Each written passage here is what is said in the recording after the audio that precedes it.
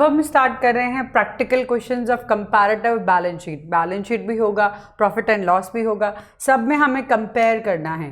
देखो इस तरीके का क्वेश्चन दिया होगा करेक्ट फॉर्मेट के साथ। बैलेंस शीट करेक्ट फॉर्मेट के साथ भी दी हो सकती है और उसके बगैर भी, मतलब सिर्फ आइटम्स दी हों और आपको प्रॉपर बैलेंस शीट बनानी हो। आपने चैप्टर नंबर 1 में पढ़ा है कि क्या है फॉर्मेट बैलेंस शीट का। उस फॉर्मेट के अकॉर्डिंग पहले आप सारी आइटम्स को डाल दो, पहले प्रॉपर बैलेंस शीट बना लो। अगर नहीं दी है तो ठीक है, दी है तो बहुत बढ़िया। जैसे इस क्वेश्चन में दिया है, as you can see particulars note number 31 March 2020, 31 March 2019, सारा इक्विटी एंड लायबिलिटी दिया, उसका टोटल दिया, एसेट दिया, उसका टोटल दिया। यहाँ पे एक्सट्रैक्ट नहीं है, यहाँ पे पूरी बैलेंस शीट दी हुई है, इसीलिए ऊपर balance sheet as eight 31 March 2020 लिखा हुआ है। ऊपर कंपनी का नाम लिखना है, डैश लिमिटेड, जैसे यहाँ पे लिखा गया है डैश लिमिटेड। अब हमें समझना पड़ेगा कंपैरेटिव बैलेंस शीट के अंदर कौन कौन से कॉलम आते हैं। पहले ये समझो, पहले फॉर्मेट को प्रॉपरली समझोगे तभी इस चीज़ को आप फॉर्मेट में डाल पाओगे। ठीक है, तो पर्टिकुलर्स ये सेम का सेम रहेगा, नो चेंज। नोट नंबर, फिर अगेन अब यहाँ पे 20 एंड 19 दिया है, 20 एंड 19, हमें क्या चेंज करना है, 19 को पहले रखना है, 20 को बाद में, ताकि हमें समझ में आए चेंज कितना हुआ है। ठीक है, तो यहाँ 2019 है, यहाँ 1920 है, फॉर्मेट में चेंज है। देन एब्सोल्यूट चेंज, क्या वही कितना चेंज हुआ है 20 और 19 के बीच का एब्सोल्यूट एग्जैक्ट चेंज। देन हमें निकालना है percentage change, exact percentage change on the base of 2019 को हम एज अ बेस लेंगे। चलो स्टार्ट करते हैं क्वेश्चन। क्या लिखना है, कैसे लिखना है, उसको समझते हैं। पहले तो यही चीज़ को कॉपी करना है, थोड़ा सा डिटेल देकर। अगर नोट टू अकाउंट दिया हुआ है, नोट टू अकाउंट में कोई भी आइटम दी हुई है, उस आइटम का डिटेल डायरेक्टली आप बैलेंस शीट में डालोगे। आप अलग से नोट टू अकाउंट का भी कंपैरेटिव नहीं बनाओगे। ठीक है, अगर मान लो यहाँ पे ट्रेड रिसीवेबल के अंदर बिल्स रिसीवेबल या फिर डेटर्स दिए हुए हैं, तो आप क्या करोगे, ट्रेड रिसीवेबल लिखकर उसके नीचे ही 1 डेटर, सेकेंड बिल्स रिसीवेबल लिखकर उसके अमाउंट, इस अमाउंट को 2 पार्ट में डिवाइड करके, देन इस अमाउंट को भी 2 पार्ट में डिवाइड करके again change and percentage change दिखाओगे। समझ में आया? जो नोट टू अकाउंट में कुछ भी दिया है तो वो भी हमें बीच में डालना है। Will do one sum related to that also, don't worry, आपको वो भी एक सम करवाएंगे। पहले ये देख लीजिए। ठीक है, फर्स्ट क्या है हमारा, इक्विटी एंड लायबिलिटीज। ठीक है, equity and liabilities, no note number, कुछ नोट नंबर नहीं है। ठीक है, छोड़ दीजिए। नेक्स्ट आ जाता है हमारा share holders fund. Share holder fund को हम लिखेंगे यहाँ पे शेयर होल्डर्स फंड, अगेन इसके नीचे शेयर कैपिटल, उसके नीचे देखो आपने उधर साइड पे लिखा है इक्विटी, हम यहाँ पूरा लिखेंगे इक्विटी शेयर कैपिटल, लिख पाएंगे शेयर कैपिटल। देन अमाउंट हमें क्या करना है, रिवर्स उल्टा करना है। 19 का अमाउंट हम पहले लिखेंगे, 12 लाख, 20 का अमाउंट हम बाद में लिखेंगे, 18 लाख। साथ साथ ही पूरा कर देते हैं इसको फुल। क्या चेंज आया है, देखो इसको अगर मैं बी कॉलम मान रही हूँ, इसको मैं ए कॉलम मान रही हूँ, तो मेरा एब्सोल्यूट चेंज इज सी। सी मतलब बी माइनस ए, 20 माइनस 19, 18 लाख माइनस 12 लाख, कितना आया 6 लाख। Very good.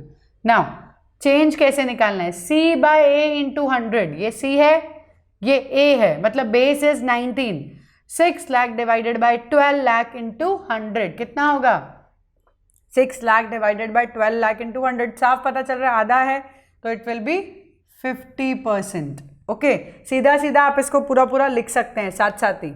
चलिए next one, non current liabilities, non current liabilities, simple जो लिखा है वही लिखना है। Long term borrowings, okay, then we have 8% debenture, उसके ब्रैकेट में आप सिक्योर्ड लोन लिख सकते हो क्योंकि ये सिक्योर्ड है, तो यहाँ पे लिखोगे सिक्योर्ड लोन, सिक्योर्ड लोन्स, क्योंकि ये सिक्योर्ड है इसीलिए आपको इसको लिखना पड़ेगा। सिक्योर्ड लोन कितना है अमाउंट, अगेन 6 लाख 6 लाख, कोई चेंज नहीं है। यहाँ पे लिखा है 6 लाख, यहाँ पे भी लिखा है 6 lakh, no change at all, dash कर दो। नो परसेंटेज, क्योंकि ऑब्वियसली चेंज का परसेंटेज निकालना है, तो चेंज ही नहीं है तो परसेंटेज कैसे निकालेंगे, तो वो नहीं हो सकता। आ जाइए करंट लायबिलिटीज में, थर्ड करंट लायबिलिटीज, उसके अंदर कितना क्या दिया है, ट्रेड पेएबल, ट्रेड पेएबल्स, कोई उसके अंदर एक्स्ट्रा नहीं है अगेन। अब यहाँ पे 19 का फिगर पहले 3 लाख एंड देन 20 का फिगर बाद में 6 लाख। चेंज बताओ, 6 - 3 यानी कि 3। चलिए परसेंटेज, अब हमारे दिमाग में क्या दिख रहा है, 50% ना, नहीं 50 नहीं है ये। सी 3 lakh divided bye 3 lakh in 200 तो कितना होगा, 100% चेंज, 100% चेंज हुआ, समझ आया। सो यहाँ पे ध्यान देना है इसको। देन टोटल, अब यहाँ पे total that is 21 lakh and here total is 30 lakh which is clearly given in the balance sheet. Change कितना है, 9 लाख। अब परसेंटेज निकालो, चलिए परसेंटेज निकालेंगे, कितना आएगा, 9 divided by 21 into 100, 9 divided by 21 into 100, 3 की टेबल में आ रहा है, 7 कितना होगा, 300 डिवाइडेड बाय 7, 4 28 0 2 पॉइंट कितना आएगा, 42.8, जो भी होगा पॉइंट्स में आप देख लीजिएगा उसको, ठीक है। अगेन इसको क्लोज करना है, इसको भी क्लोज करना है, इसको भी क्लोज करना है, इसको भी आप क्लोज कर सकते हो, बट ऐसा गलती मत करना कि इन दोनों का टोटल तो मैम यहाँ नहीं आ रहा है, वो परसेंटेज है, तो परसेंटेज में सेम टोटल नहीं आएगा, ध्यान रखना, सेम टोटल नहीं आएगा, वो आपको ध्यान रखना है, ठीक है। अब हम बात करते हैं सेकेंड पार्ट की, एसेट्स की। जो एसेट्स दी हुई हैं उन्हीं को ही हम प्रॉपरली लिखेंगे, जैसे वहाँ लिखा हुआ है वैसे का वैसा ही लिखना है। First non current assets, non current assets, उसके अंदर फिक्स्ड एसेट्स, फिक्स्ड एसेट्स, उसका again tangible, tangible assets, okay, tangible assets आ गया। सेम अमाउंट देखो, पहला 15 lakh, then we have 18 lakh, क्या है change, 18 - 15 3 lakh, very good, 3 lakh divided by 15 into 100, चलिए कैलकुलेट कीजिए, 3 डिवाइडेड बाय 15 इंटू 100 15, कितना आया, 20% चेंज, तो वो हम 20% चेंज यहाँ दिखा देंगे। लास्ट वाला part current assets, current assets को दिखाएंगे 2 करंट एसेट्स, करंट एसेट में एक पहला ट्रेड रिसीवेबल, ट्रेड रिसीवेबल कितना है हमारा ट्रेड रिसीवेबल, पहले था 5 लाख, अब है 10 लाख। गलती से कभी भी ध्यान रखना अमाउंट उल्टे मत लिख देना, अगर आपने अमाउंट उल्टे लिख दिए तो सारा काम खराब हो जाएगा, तो ध्यान रखना है। 5 लाख यहाँ पे चेंज आया, 5 डिवाइड बाय 5 100, पूरा 100% चेंज, ठीक है। गलती से वापस अगेन वहाँ पे 50% मत करना। Cash and cash equivalent, see cash and cash equivalent, ये पूरा सेम का सेम लिखना है, कुछ चेंज नहीं करना है इसमें, ओके।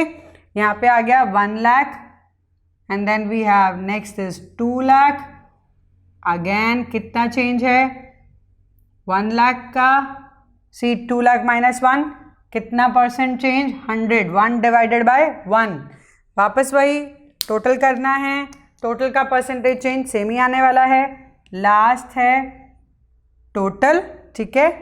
फिर यहाँ हम टोटल करेंगे, this one is 21 lakh and this one is 30 lakh and then we have change is 9 lakh, same है, नो चेंज, जो भी आपका टोटल यहाँ पे है उसी का ही 42.8, ओके। चलिए दिस वन डन। इस तरीके से आप अपनी कंपैरेटिव बैलेंस शीट बनाओगे। इसके बाद जो भी आप सम देखोगे उसमें देखोगे कि सीधा ही मैंने ये ईयर क्रॉस कर दिया है, 1920 लिखा है, बट बता दूंगी उसके बाद हमें 2 कॉलम जो ऐड करने हैं वो है एब्सोल्यूट चेंज का और परसेंटेज चेंज का, ठीक है।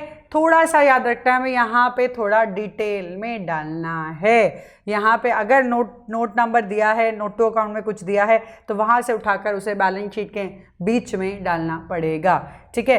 तो बहुत इजी है, बहुत ईजी है। क्या करना है, सिर्फ अमाउंट माइनस करने हैं और उसका परसेंटेज चेंज निकालना है। तो अब इसके बाद एक और सम करेंगे, डोंट वरी, 2-3 सम, जितनी प्रैक्टिस हो सकती है उतनी करेंगे। अगर इस तरीके का सम दिया हो जहाँ पे सिंपल आपको आइटम्स दे दी गई हैं, कोई फॉर्मेट नहीं दिया है बैलेंस शीट का, यू कैन सी हियर सिर्फ आइटम्स दी हुई हैं, कोई आपके पास फॉर्मेट नहीं है, तो आपको पहले तो इसे फॉर्मेट में डालना पड़ेगा। देखो, share capital, reserve and surplus किसका पार्ट होता है, पहले इक्विटी एंड लायबिलिटी आता है, शेयर होल्डर्स फंड आता है, उसका पार्ट है share capital and reserve and surplus.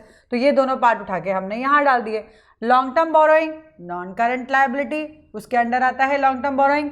फिर करंट लायबिलिटी, सीधा लिख सकते हैं करंट लायबिलिटी।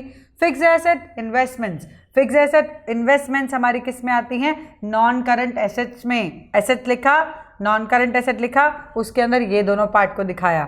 फिर करंट एसेट्स, करंट एसेट दिखाया।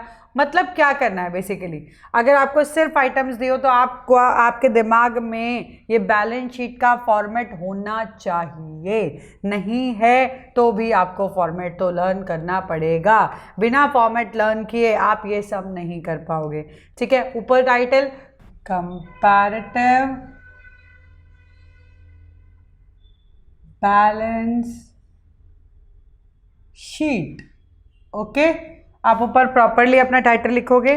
आप क्या करना है, सिंपल है, यहाँ पे 17-16 का अमाउंट है, यहाँ पे 16-17 का अमाउंट डालना पड़ेगा। एज यू नो हम कंपैरेटिव में क्या करते हैं, पहले पास्ट ईयर का लिखते हैं, फिर प्रेजेंट ईयर का लिखते हैं, ताकि हम कंपेयर कर पाएँ, इजीली चेंज दिखा पाएँ। ऊपर इस तरीके से लिखोगे, ये ए कॉलम, ये B column, C is B minus A, current minus past, and then percentage change C by A into 100।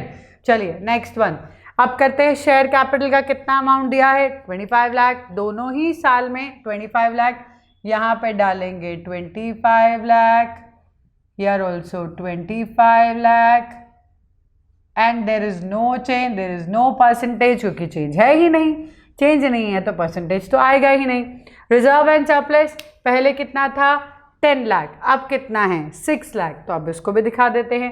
पहले कितना था 10 लाख, अब कितना है 6 लाख, मतलब देयर इज अ चेंज। अब यहाँ पे हमें ध्यान रखना है, अगर नेगेटिव में चेंज आए, 10 से 6 जा रहे हो, नेगेटिव आ रहा है, तो हम क्या लिखेंगे, ब्रैकेट में we will write 4 lakh, bracket में लिखेंगे हम 4 लाख, और 4 lakh divide by 10 lakh into 100, वही निकालना है percentage change. 4 lakh divide by 10 lakh into 100 मतलब 40%, बट अगेन इसको भी हम ब्रैकेट में लिखेंगे दिखाने के लिए कि ये नेगेटिव है, ये नेगेटिव है, ठीक है। चलिए आ जाते हैं नॉन करंट लायबिलिटी में, लॉन्ग टर्म बोरोइंग्स, ठीक है। लॉन्ग टर्म बोरोइंग्स क्या है, अगेन कितना दिया हुआ है, पहले 15 lakh and then 16 lakh. So here will write first 15 lakh, then we'll write 16 lakh, absolute change 16 minus 15, 1 lakh. Now 1 lakh divided by 15 lakh into 100, चलिए कैलकुलेट कीजिए, 100 डिवाइड बाय 15 हो जाता है, सो इट इज 6.666666, सो आप इसको लिख सकते हो 6.67, ओके। अब आ जाइए करंट लायबिलिटीज में, सी करंट लायबिलिटी 4,50,000 है करंट लाइबिलिटी, 4,50,000 है पहले और अब हो चुकी है 5 लाख। सो यहाँ पे लिखेंगे 4,50,000, हियर इट इज 5 लाख। कितना चेंज? 50,000। 50,000 डिवाइडेड बाय 4,50,000, 1/9 पता चल रहा है? तो वैसा करके निकालोगे तो पता चल जाएगा। So it will be 1.11.11, so it will be 11.11, ध्यान रखना है 11.11, ठीक है। तो 50,000 डिवाइडेड बाय 4,50,000, 40 से 40 कट जाएगा, 1/9, तो 1/9 इज व्हाट? इंटू 100 भी है तो 100 डिवाइडेड बाय 9 हो जाएगा। 100 डिवाइडेड बाय 9 होने के कारण इट इज 11.11, ध्यान रखना है। चलिए अब टोटल कर लेते हैं, कैलकुलेट कीजिए टोटल अमाउंट। पास्ट, यहाँ पे भी, यहाँ पे भी, यहाँ पे भी, एंड देन परसेंटेज। चलो देखते हैं। 25 लाख, 10 लाख क्या हुआ? 35 लाख। 35 प्लस 15, 35 प्लस 15 कितना हुआ? 50 लाख। 50 प्लस 4,50,000, सो ये क्या हो गया? 54,50,000। यस, हुआ कैलकुलेट प्रॉपरली। चलो यहाँ कैलकुलेट करते हैं वापस। 25 लाख प्लस 6, 31 हो गया। 31 plus 16, 31 plus 16 47, 47 plus 5, 47 plus 5 52 lakh, correct. चलिए 52 माइनस 54, 50,000, मतलब उल्टा जा रहे हैं तो ये माइनस में जाएगा फिगर। कितना माइनस में जा रहा है? 2,50,000 ब्रैकेट में लिखना है, ओके। अब 2,50,000 डिवाइडेड बाय 4,50,000 इन 200, कैलकुलेट करो। मैं दिमाग में करती हूँ, आप कैलकुलेट करो। इट विल बी 4.59, ठीक है, 4.59 ब्रैकेट में, क्योंकि माइनस में जा रहा है, ठीक है। कैलकुलेट कर लो, कोई दिक्कत नहीं, आराम आराम से कैलकुलेट करो। चलिए एसेट में आ जाते हैं अब। Asset, non current asset, fixed assets. हमारी फिक्स्ड एसेट कितनी है? 35 लाख अब हो चुकी है, पुरानी कितनी है? 25 लाख। सो यहाँ पे अगेन 16 में 25 lakh, then we have here 35 lakh. कितना चेंज आया है? 10 लाख का, यस। 35 माइनस 25, 10 लाख का चेंज आया।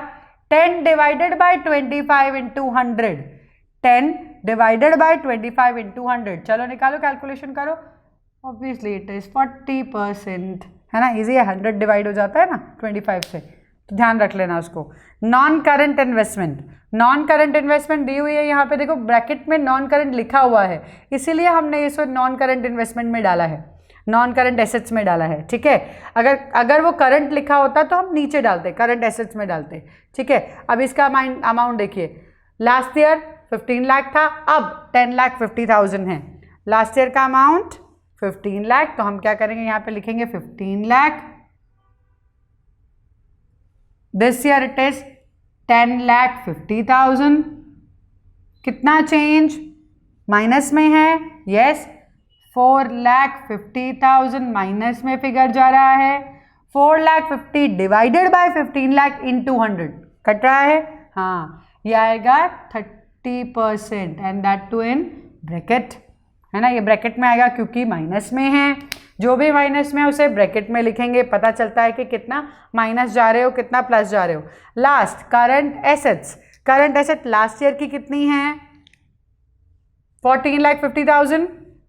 अब कितनी है? 6,50,000, तो चेंज यहाँ भी माइनस में है। चलो करंट लिखेंगे यहाँ पे 14,50,000, and then here it is 6,50,000, है ना। 14,50,000, 6,50,000, 50-50 तो कट ही रहा है। 14 माइनस 6, है ना, यहाँ पे उल्टा जा रहा है ना हमको। 6,50,000 माइनस, हम दिमाग में तो कर सकते हैं 8 लाख, आ रहा है ना 8 लाख।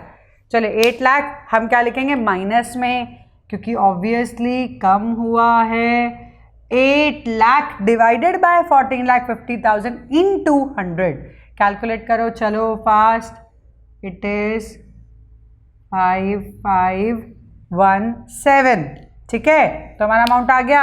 अब क्या करना है? टोटल टोटल तो सेम रहेगा, बैलेंस शीट का टोटल अलग होता ही नहीं है ऊपर नीचे। As we know balance sheet में एसेट एंड लायबिलिटीज़ का टोटल सेम रहता है, इधर भी ऊपर यही रहेगा, यहाँ पे भी वही रहेगा 52 lakh and the change will be same. एक बार आपने निकाल लिया, दोबारा निकालने की ज़रूरत नहीं है, उसी को ही कॉपी कर दो, टोटल सेम होता है, same percentage 4.59 in the bracket, क्योंकि माइनस में है तो वो सेम का सेम आपको कॉपी करना है। ओके चलो इजी हो गया। अगर आइटम्स दी हुई हैं पहले बैलेंस शीट का पूरा स्ट्रक्चर बना लो, उस आइटम को डाल दो, ये स्ट्रक्चर आपके दिमाग में होना ही चाहिए, याद करना है। याद करने की ट्रिक लास्ट में बताऊंगी, डोंट वरी, एक्चुअली फर्स्ट वाले चैप्टर में बताया है ना, याद करना उसको। चलिए तो ये वाले सारे लिख लिया, पहले इस सारे आइटम्स को डाल दिया। अब आपका जो फॉर्मेट है उसको फॉलो करो, 16, 17 एब्सोल्यूट चेंज, परसेंटेज चेंज, उसी के हिसाब से आप लिखोगे। कोई भी माइनस में फिगर है ब्रैकेट लगाना मत भूलना। अब हम बात करें अगेन कंपैरेटिव बैलेंस शीट की, लेकिन थोड़ा सा चेंज है। क्या चेंज है? इसमें नोट्स टू अकाउंट्स दिए हुए हैं, मतलब दिए हुए थे, क्योंकि उसको मैंने थोड़ा सा यहाँ पे डाइल्यूट करके प्रॉपर इन्फॉर्मेशन दे दी है। ये जो आप देख रहे हो लॉन्ग टर्म बोरोइंग्स, एक्चुअली में इसे दिया हुआ था नोट नंबर 1 में, और 1 में उसको नीचे दिया हुआ था loan from bank, loan from others, और यहाँ दिया हुआ था total 45 and this you can also calculate 45। तो 45 कुछ चेंज ही नज़र नहीं आ रहा था। नहीं, हमें ऐसा नहीं करना है। क्या करना है? अगेन वन मोर थिंग, हमेशा प्रीवियस ईयर पहले, करंट ईयर बाद में जब हम सॉल्व कर रहे हैं, लेकिन जब सम मिलेगा तब वो आपको करंट ईयर पहले देंगे, प्रीवियस ईयर बाद में देंगे। मैंने क्या किया है, मैंने अगेन प्रीवियस ईयर पहले लिख लिया है और करंट ईयर बाद में लिखा है। यहाँ नोट नंबर दिया हुआ था उन्होंने 1, और उसको नीचे इलाबोरेट किया हुआ था नोट में। आप जो भी इलाबोरेट किया है उसको वापस यहाँ डाल दो, ठीक है? जो भी नोट में दिया हुआ है उसको वापस वहाँ डाल दो अपनी बैलेंस शीट में, जिस भी पर्टिकुलर चीज़ का है। जैसे ये लॉन्ग टर्म बोरोइंग का 1 था तो उसको मैंने वहीं पे ही उसको डिटेल में डाल दिया, उसका अमाउंट भी अलग अलग कर दिया। ये ज़रूरी है, क्योंकि हम क्या कंफ्यूज हो जाते हैं। कंफ्यूज कहाँ हो जाते हैं कि भाई नोट्स दिए हुए हैं तो नोट्स को नोट्स में ही कंपैरेटिव करें या फिर उसको बैलेंस शीट में लेकर आएं। लाना है बैलेंस शीट में, जो भी नोट टू अकाउंट में लिखा हुआ है उसको उठा कर बैलेंस शीट में डालो, बैलेंस शीट बड़ी हो जाएगी, उसमें डिटेल साफ नज़र आ जाएगी। तो बैलेंस शीट हम बना रहे हैं कंपैरेटिव, तो इसीलिए जो नोट टू अकाउंट में दिया है उसे भी उठाकर यहाँ डाल दिया मैंने, ठीक है, ताकि मेरी बैलेंस शीट अगेन पूरी डिटेल वे में दिखाई दे। क्या किया मैंने चेंजेस? पहला चेंज, नोट टू अकाउंट में ये 2 चीज़ें दी थी, मैंने उठाकर यहाँ डाला है। दूसरा चेंज, 2020-19 का फिगर था, मैंने 20 को इस साइड किया, 19 को इस साइड, मतलब पहले 19 का लिखा फिर 20 का फिगर लिखा। Now I can perform my thing, जो मेरे को कंपैरेटिव बैलेंस शीट में चाहिए। क्या चाहिए? Absolute change and percentage change. Simple हो जाता है मेरे लिए। 2 ही चीज़, जब नोट टू अकाउंट दिया हो उसका डिटेल यहाँ डालना है, दूसरा ध्यान रखना है प्रीवियस ईयर पहले, करंट ईयर बाद में, ठीक है। चलिए, व्हाट इज द चेंज? अब हम क्या करने वाले हैं? अब हम यही जो 2 कॉलम का चेंज एंड परसेंटेज चेंज निकालना है वही देखना है। दिस वाज आवर क्वेश्चन को सिंप्लीफाई किया है, ठीक है। चलिए, इक्विटी शेयर कैपिटल कितना चेंज है? 60। कुछ चेंज नज़र आ रहा है? नहीं, मुझे तो नहीं आ रहा है, आपको भी नहीं आ रहा है। डैश डैश, सेम वे 15 कोई चेंज नहीं है, वापस डैश डैश, कुछ करना ही नहीं है। कम काम हो गया है ना, अभी होगा, बढ़ेगा, टेंशन मत लो। 18-15 चेंज कैसे निकालते हैं? ऊपर लिखा हुआ है क्लियरली, C = B - A। ये B है, ये A है, तो 18 - 15 क्या आया हमारा आंसर? यहाँ पे क्या आया हमारा आंसर? तो बहुत इजी है ना। अच्छा, आप सोचोगे 18 फिगर 15 फिगर इतना ही, 18 रुपीज़ 15 रुपीज़, हाँ बैलेंस शीट में इतना ही। यहाँ ऊपर देख लो, रुपीज़ इन लैक्स। ऐसा हो ना, कभी कभी ज़्यादा ज़ीरो आ रहे हो तो हम ऐसा लिख सकते हैं, सब में अगर कॉमन ज़ीरो आ रहे हैं तो रुपीज़ इन लाख, सब कुछ लैक्स में, ठीक है। चलिए, 3 / 15 × 100, चलो कैलकुलेट करो, इजी है ना, कीजिए। 3 / 15 × 100, बहुत इजी है। नीचे 5 कट जाता है, 5 से 120, तो यहाँ आ जाता है मेरा 20%, ठीक है। ये चीज़ समझ में आ गई? कोई प्रॉब्लम नहीं होगी भी कैसे, पहले हमने सम सॉल्व किए हैं। चलिए, 27 - 30 उल्टा जा रहा है, अभी कम वाले फिगर में से ज़्यादा वाला फिगर माइनस कर रहे हैं, तो क्या करेंगे हम, ब्रैकेट में लिखेंगे। वाह, याद है आपको, तो 3 आ जाता है, तो 3 ब्रैकेट में, क्योंकि 27 minus 30 is 3। 3 divide by 30 into 100 मतलब 10%। ये तो ईजी था, थोड़ा डिफिकल्ट आएगा अभी, देखते हैं। अगेन 15, 18 माइनस 15 3 अगेन, बट यहाँ पे ये माइनस का नहीं है, यहाँ बड़ा है, तो 3 डिवाइड बाय 15 इंटू 100 सेम ही है, ऊपर वाला ही, तो 20%, उसमें कुछ चेंज नहीं है। अब आएगा थोड़ा सा चेंज, 13, 14.2 मतलब क्या आया चेंज, दैट इज 1.2, है ना, change is 1.20, 1.20 divided by 13 into 100 कैसे निकालते हैं अपन, 1.20 डिवाइडेड बाय बेस 13 इंटू 100। अब आया ना मज़ा कैलकुलेट करने में, चलो कैलकुलेट करो, मैं भी दिमाग में कैलकुलेट करती हूँ, आप भी करो, क्या आएगा सोचो। पहली चीज़ तो हमें समझ में आ रही है कि ये 120 ये 13 मतलब डिविजिबल होगा कहीं ना कहीं 9 के हिसाब से, क्योंकि अगर मैं 10 से इसको मल्टीप्लाई करती हूँ 13 को तो 130 आता है, तो 9। आगे देखो कैलकुलेट करो ट्राई, तो इट इज 9.23, यस, यहाँ पे हम लिखेंगे 9.23। नेक्स्ट 152.2 माइनस 148 तो कितना आया, इजी है ये तो, 4.20 अगेन 4.20 डिवाइडेड बाय 148 इंटू 100। चलिए कैलकुलेट कीजिए, कैलकुलेटर का यूज़ अलाउड नहीं है सीबीएसई में, बाकी सब में है, तो आपकी मर्जी है, आपको कैलकुलेट करना है, चाहे आप कैलकुलेटर से करो या फिर आप खुद करो इसे कैलकुलेट। इवन नंबर्स हैं, इजीली कट रहे हैं, कट करो, आप इसको कट करके आप अपना आंसर निकाल सकते हो। तो हियर आंसर इज 2.83, ध्यान रखना है 2.83, ठीक है। नेक्स्ट 123, यहाँ पे 105, तो मतलब कितना चेंज आया, 23 माइनस 5, सिंपल, 23 माइनस 5 कितना होगा, 18, यस, हियर इट इज 18। अब 18 डिवाइडेड बाय 105 इंटू 100, चलो कैलकुलेट करो, मैं करूँ, ठीक है, 17.14 आंसर आ रहा है। अगेन पॉजिटिव है, नेगेटिव नहीं है। नेक्स्ट 27.2 38, थोड़ा सा हम माइनस करके कोशिश करते हैं, यहाँ पे ये कम है कंपेयर टू दिस, तो ऑब्वियसली माइनस में आने वाला है, ये तो पक्का हो गया। अगर मैं ऐसे देखूँ तो 38 माइनस 27.2, 38 माइनस 27.2, ये 8 हो जाएगा, ये 0 हो गया, ये 1, तो मतलब 10.8 हो गया, 10.8, बट ये 10.80 क्या है, माइनस का फिगर है, क्योंकि हम छोटे में से बड़े को माइनस कर रहे हैं। अगेन कैलकुलेशन में वही 10.8 डिवाइडेड बाय 38 इंटू 100, कैलकुलेट करो, चलिए 10.8 divided by 38 into 100 that is 28.42, लेकिन ब्रैकेट में लिखना है क्योंकि ये माइनस का फिगर है, माइनस का फिगर है तो ब्रैकेट में लिखना पड़ेगा। चलो नेक्स्ट वन, 2 and 5 इजी है, 3 बट माइनस में, क्योंकि आप छोटे से बड़े को माइनस कर रहे हो। 3 डिवाइडेड बाय 5 इंटू 100, ये तो बहुत इजी है, 3 divided by 5 into 100 that is 60, so here it is 60%।